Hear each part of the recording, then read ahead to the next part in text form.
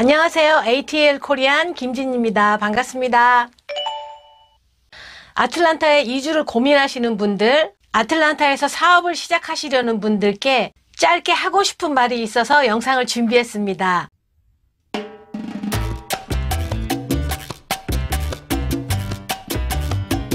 도대체 아틀란타에서는 뭘 해야 먹고 살 수 있나 궁금하지 않으세요? 저도 모르는 지역을 다니다 보면 만약 내가 여기 산다면 무엇으로 먹고 살아야 하나 궁금해지더라고요. 제가 뉴욕에 살 때 한인들이 많이 하는 비즈니스 중에 하나가 네일샵이었어요. 그리고 세탁소도 많이 하시고요. 제가 행사를 진행하는 게 직업이라서 뉴욕, 뉴저지, 세탁인협회, 네일협회 상당히 규모가 컸던 걸로 기억합니다. 그 이외에도 보험협회, 봉제협회, 식품협회, 협회 업소록에 보면 온갖 비즈니스의 협회들이 많이 있잖아요. 달라스 텍사스에서 도너스 협회가 있는 거를 보고 좀 놀랐어요. 아, 이런 게 있구나. 한인들이 많이 하는 비즈니스 중에 도너스 가게가 많이 있었던 거죠. 물론 제가 알 수 없는 비즈니스들이 많이 있겠죠. 조지아에서는 한인들이 많이 하는 비즈니스 중에 하나가 닭 날개를 튀겨서 파는 치킨 윙 가게가 굉장히 많습니다. 그런데 윙 가게 협회는 없네요. 그리고 가발이나 미용용품을 파는 뷰티 서플라이가 굉장히 많습니다. 치킨 윙이나 뷰티 서플라이는 손님층이 흑인 비중을 많이 차지하죠. 흑인 대상 사업을 많이 하시는 이유는 조지아에는 흑인 분포도가 다른 지역보다 많고요. 백인을 대상으로 하는 뷰티 서플라이도 있고 치킨 윙 가게도 있지만 파는 상품이 아주 다른 걸로 알고 있어요. 흑인을 대상으로 하는 치킨 윙과 백인을 대상으로 하는 치킨 윙이 차이가 있는 걸로 알고 있고요. 한인이 운영하는 네일샵은 많지 않습니다. 거의 베트남 사람들이 하고 있고요. 우스운 얘기로 한국에서 누군가 미국에 도착하면 공항에 누가 픽업을 갔느냐에 따라서 그 사람의 비즈니스가 정해진다고 하잖아요. 세탁소 하시는 분이 픽업을 나가면 방금 도착하신 분께서도 세탁소를 하게 된다는 거죠. 그만큼 정보를 누구한테 전달받느냐가 상당히 중요하다는 거예요. 아틀란타에 오셔서 흑인을 대상으로 하는 사업을 하시는 분들이 많은 이유는 입문을 하는 게 까다롭지 않기 때문이라고 생각하거든요. 백인을 대상으로 하는 사업은 처음 시작 단계부터 부딪히는 게 많거든요. 뭐 하나 시작하려고 해도 복잡한 게 많죠. 흑인을 대상으로 하는 사업은 백인을 대상으로 하는 사업보다 처음 시작은 수월합니다. 나중에 운영이 좀 힘들더라도 적응을 하면 되는 거겠죠. 백인을 대상으로 하는 사업은 건물 리스 하나 들어가는 것도 뭐 보여달라는 것도 많고 증명하라는 것도 많아요. 대부분 큰 프랜차이저들만 인정해 주려고 합니다. 오픈빨이라는 게 있잖아요. 새로 비즈니스를 오픈하면 궁금해서 사람들이 와 몰려가는, 백인을 대상으로 하는 사업은 그런 게 없잖아요. 백인들은 웬만하면 단골을 바꾸지 않잖아요.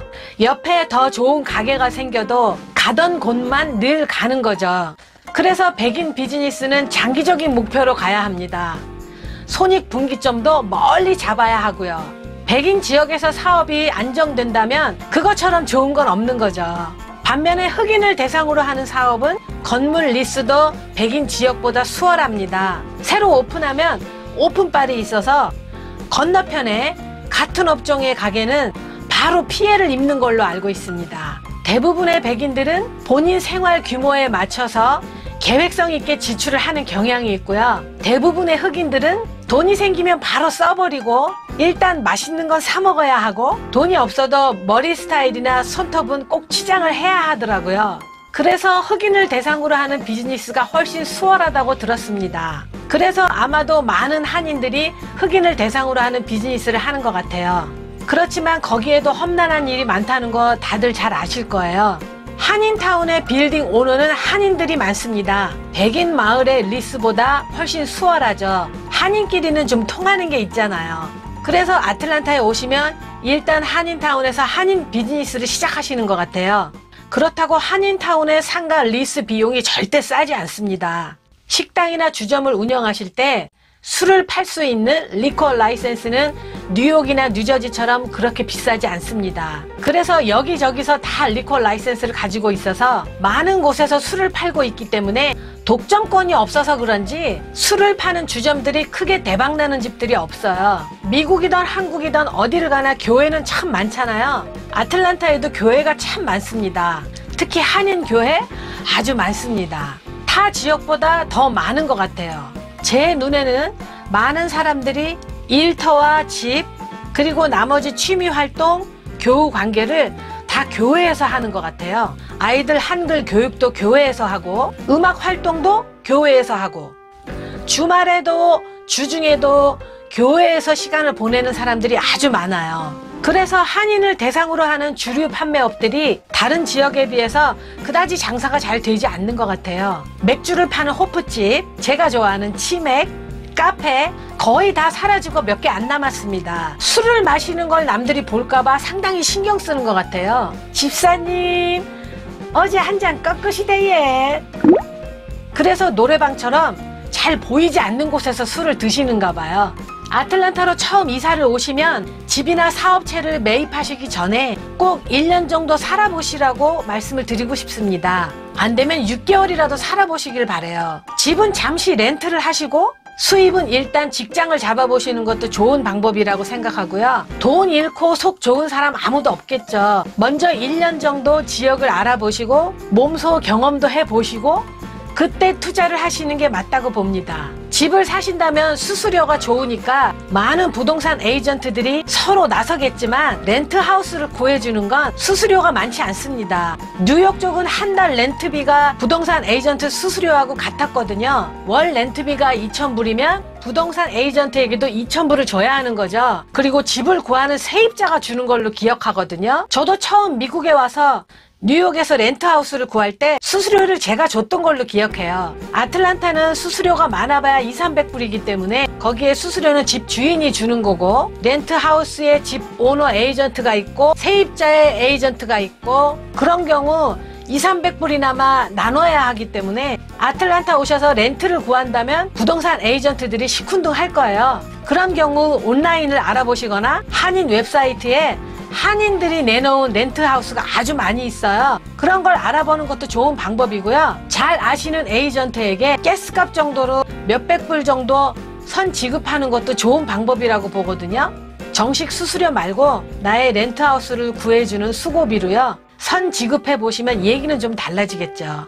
그런 방법으로 1년 정도 렌트하우스에서 사시면서 이것저것 다 알아보시고 결정이 되시면 그 에이전트를 통해서 집을 구입하시면 되는 거겠죠.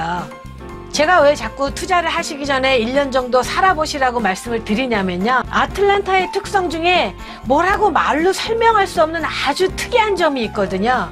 같은 타운인데도 길 건너는 대박이 나는 상가이고 이쪽 길 건너는 뭘 해도 안 되는 사각지대가 있습니다. 그렇다고 풍수지리 때문에 남향이라 잘 된다? 그거하고 상관없습니다. 길 하나를 두고 한쪽은 백인들이 들락거리는 지역이고 길 건너는 히스패닉이나 흑인들이 들락거리는 지역인 곳도 많고요. 같은 길인데 어느 상가는 사람들이 우글우글거리고 바로 옆 상가는 텅텅 비어있고 아틀란타에 살아온 저도 참 알 수 없는 현상이에요. 그래서 직접 와보시고 신중하게 선택하시라는 말씀이거든요. 특이하고 독점력 있는 물건을 파신다면 위치가 멀리 있다고 해도 소문을 듣고 사람들이 알아서 찾아가겠죠? 식당이나 커피숍, 평범한 물건을 파는 소매점들은 위치가 정말 중요하잖아요. 로케이션, 로케이션, 로케이션. 커피숍이라면은 운전을 하고 가는 출근길에 오른쪽에 있어야 하겠죠? 큰 길이나 하이웨이를 나가기 전에 오른쪽에 있어야 커피를 픽업하고 출근을 하겠죠. 반대로 디너를 파는 스테이크 집이나 맥주집, 정찬을 파는 식당이라면 퇴근길 방향에 있어야 하겠죠. 빈 공간이나 저렴하게 나온 커피숍, 식당, 계약을 할 때 그런 기본적인 것도 안 보고 계약을 하시면 안 되겠죠. 잘 모르시겠으면 대기업의 위치를 한번 보세요. 스타벅스나 던킨 같은 대기업은 거의 다 하이웨이나 큰 길 나가기 전에 있습니다. 반대편 길에 오픈을 해놓고 비즈니스가 잘 안 된다고 말씀하시는 분들은 정말 답답합니다. 집을 매입하실 때에도 집 모양만 보지 마시고 계약하시기 전에 근처 레스토랑도 한번 가보고 이 지역은 어떤가 물어보시기도 하고 구글 맵도 찾아보고 공원이 어디 있나 한번 확인해 보시고 혹시 교도소가 옆에 있지는 않나 다 확인해야 되는 거 아닌가요? 누구 때문에 망했다, 사기당했다 하시기 전에 내 소중한 돈이 들어가는 곳을 여러 방향으로 확인을 해야 한다고 생각하거든요. 사업을 시작하시려면 사업이 안정권에 들어가기 전까지는 오너가 목숨 걸고 뛰어들어야 하겠죠. 시작부터 직원한테 맡겨놓고 그냥 매상만 챙겨가려고 하시는 분들 아주 많거든요. 아이 참 답답해요. 아틀란타에 사기꾼이 많다고 댓글을 올리시더군요. 소개받은 무언가가 잘 되면 귀인이고 잘못되면 그때부터 사기꾼이 되는 거 아니겠어요? 그러니 아틀란타에 오시면 직접 알아보시라는 거예요. 투자하시는 곳에 구글 맵도 안 열어보고 투자를 하시는 게 참 위험한 일이잖아요. 캘리포니아에 있는 친구 집에 가보니까 500만 불짜리 집이라길래 상당히 기대를 가졌었거든요. 막상 가보니까 아틀란타에 있는 우리 집보다 작으면 작았지 크지 않더라고요. 가격은 동그라미 하나 더 들어갔는데 말이에요. 그러니 그 집 팔아서 아틀란타로 오시면 엄청 큰 집 사고 생전 경험해보지도 못한 대형 식당 번듯하게 오픈하시고 자 봤냐? 인생 이렇게 피는 거야. 하하하하하. 그 다음에 허덕이시는 게 전형적인 이주 케이스라고 저는 보고 있습니다. 잘 되는 사업은 소문이 나면서 같은 업종이 많이 생겨나고요. 새로 개척하는 분야는 불모지라서 자갈밭부터 개간을 해야 하잖아요. 제가 한국에서도 해왔고 뉴욕, 뉴저지 살 때도 노래교실을 해왔거든요. 크게 부자 될 수 있는 비즈니스는 아니지만 부업으로 또는 인맥을 넓히기 위해서 늘 해온 일이었거든요. 아틀란타에서 노래교실을 오픈했더니 노래를 왜 배워? 돈을 내고 노래를 배워? 그거 꼭 배워야 해? 여기까지만 설명드리겠습니다. 지금은 많이 달라져서 여기저기 문화센터도 생기고 재능 있는 분들이 많이 오셨는데요. 너무나 불모지다 보니까 개척하는데 너무 힘들어서 타주로 다시 가버리거나 미국 마켓으로 옮겨가거나 둘 중 하나를 선택해야 하는 순간이 오게 되거든요. 기회가 되면 영상을 다시 한번 만들겠지만 엔터테인먼트 비즈니스도 역시 자갈밭을 개간해야 하셔야 한다는 거 참고로 말씀드릴게요. 아틀란타에는 나쁜 점보다 좋은 점이 훨씬 많습니다.